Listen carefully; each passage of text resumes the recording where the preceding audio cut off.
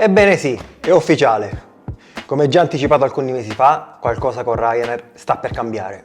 Benvenuti o bentornati sul canale a tutti voi viaggiatori, io sono Michael e in questo breve video, breve perché come sapete se già mi seguite a me piace andare dritto al punto e non farvi perdere tempo, parleremo di Ryanair. Alcuni mesi fa vi avevo già anticipato che l'amministratore delegato di Ryanair durante un'intervista aveva espressamente dichiarato che l'obiettivo della compagnia nei prossimi mesi e anni sarebbe stato quello di ridurre al minimo i costi. E uno dei modi dichiarati per raggiungere questo obiettivo è quello di far sparire gradualmente i bagagli da stiva. Però tranquilli, non siamo ancora arrivati a quel punto, però i cambiamenti che stanno per essere introdotti da maggio 2025 hanno proprio come obiettivo quello di disincentivare i bagagli da stiva e iniziare a ridurre al minimo i costi per la compagnia. Oltre a ciò sembra che diventeranno più severe le politiche relative alle dimensioni e ai pesi dei bagagli.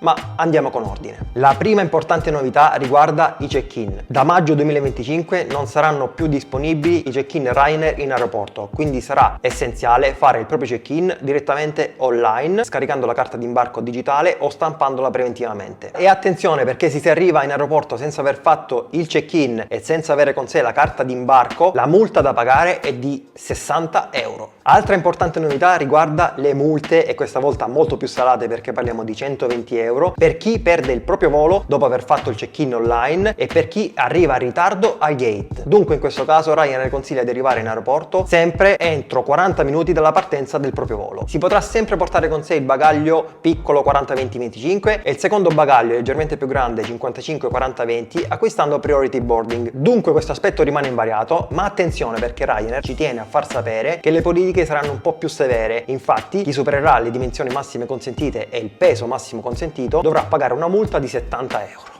Quindi Ryanair sta facendo tutto questo per ridurre i ritardi, per ridurre l'impatto ambientale e per ridurre soprattutto i costi di gestione per la compagnia. Non so come andrà a finire, se questi cambiamenti rimarranno invariati o saranno rivisti. Una cosa è certa, se Ryanair ha deciso di introdurre questi cambiamenti per ridurre i costi di gestione, dovrebbe cercare quantomeno di mantenere i prezzi dei biglietti per noi viaggiatori accettabili. Solo in questo modo, a parer mio, questi cambiamenti avrebbero senso e non si trasformerebbero in un boomerang per la compagnia stessa.